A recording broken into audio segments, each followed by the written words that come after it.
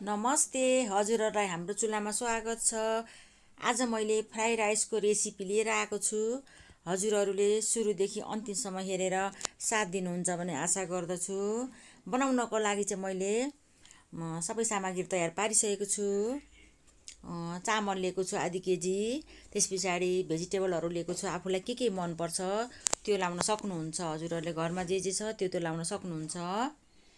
मैले चाहिँ अनि चामल अब पखाल्नुलाई तयारी पार्दैछु। अब चामल चाहिँ पखाल्नुपर्छ, 2-3 पानी पखाल्नुपर्छ मजाले।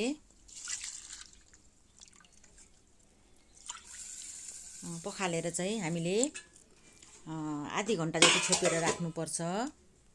त्यसो गर्दाखेरि चाहिँ नरम हुन्छ फ्राई राइस। मैले आधी घन्टा चाहिँ भिजाएर राखेको छु। अब पानी बसाइसकेँ डेक्चीमा पकाउनको लागि। चामललाई नुन राखेँ थोरै। अब चाहिँ पानी उम्लिन दिनुपर्छ। छोपेर उमाल्नुपर्छ। छोपेर उमाल्दा छिट्टो उम्लिन्छ। ल पानी पनि उम्लिसक्यो।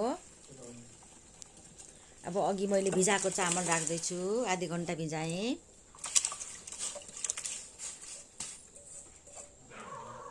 अब पकाउनुपर्छ मजाले चलाउँदै।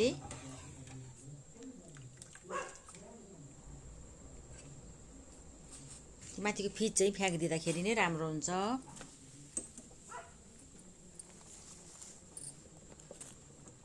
अलिक पाकेको छैन, ल पाक्नुपर्छ मजाले नै फ्राई राइसको लागि चाहिँ।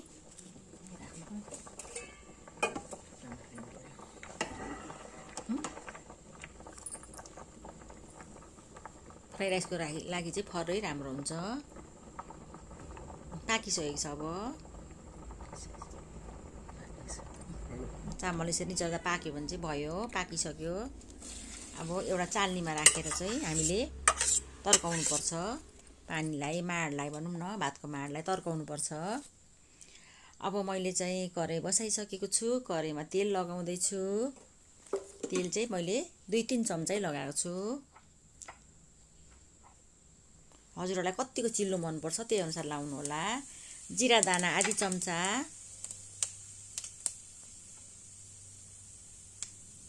अब जिरा दाना फुरिसक्यो। त्यसमा लसुन मसिनो गरेर काटेको।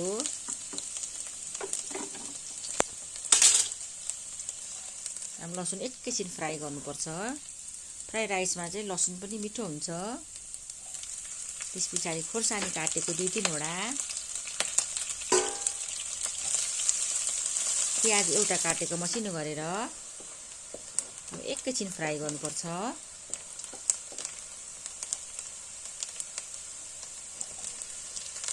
ब्रोकोपी लगाएको मैले चाहिँ।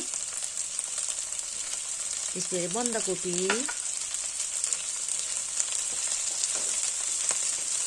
भेजिटेबल चाहिँ आफूलाई के मनपर्छ त्यो लगाउन सक्नुहुन्छ। यसरी पकायो भने चाहिँ अब भात खानामा बच्चाहरूले पनि खान्छ फ्राई राइसमा चाहिँ।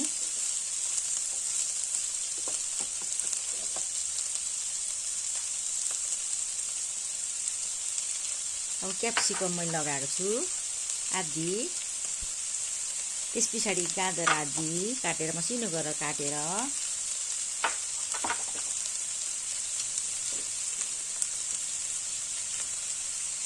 नुन चाहिँ स्वाद अनुसार। अब कतिको घटबड खानुहुन्छ त्यही अनुसार।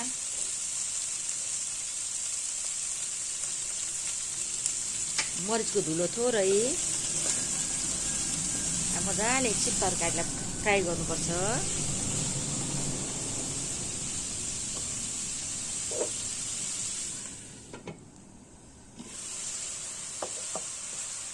अब सब्जी नपाकेकै मनपर्छ भने चाहिँ नछोप्दा पनि हुन्छ। सब्जी अलिक पाकेको मनपर्छ भने चाहिँ एकैछिन छोपेर पकाउनुपर्छ। मैले चाहिँ घिउ पनि लगाएको छु 1 चम्चा। घिउ लगाउँदा चाहिँ झन् फ्राई राइस मिठो हुन्छ।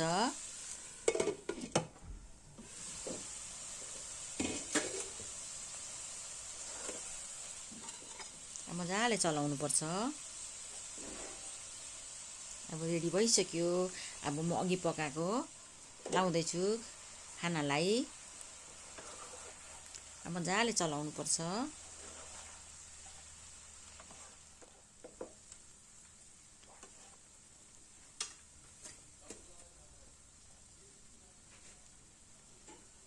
नुन मैले थोरै लगाएको थिएँ, अब फेरि लगाउँदैछु थोरै। अब कतिको खानुहुन्छ हजुरहरू त्यसरी लाउनु होला। नुन चाहिँ आफूलाई स्वादअनुसार। अब कोही कडा खानुहुन्छ भने कोही कम पनि खानुहुन्छ। फ्राई राइस बनाउनु चाहिँ त्यति झन्झट छैन।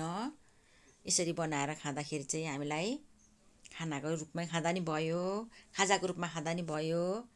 बिहान उब्रेको खानाहरू छ भने पनि फ्राई राइस बनाएर खान सकिन्छ। अब म फ्राई राइस हजुरहरूलाई सर्भ गरेर पनि देखाउँदैछु। यसो गऱ्यो भने चाहिँ बच्चाहरूलाई टिफिनहरू पठाउँदा पनि हुन्छ। बच्चाहरूले पनि मजाले खानुहुन्छ खाजाको रूपमा। अब हजुरहरूलाई भिडियो कस्तो लाग्छ, भिडियो मन परेमा लाइक, कमेन्ट, सब्सक्राइब गरिदिनु होला। साथीभाइहरूसँग सेयर गर्न पनि नभुल्नु होला। हजुरहरूको दिन सुखमय बित्योस्। धन्यवाद।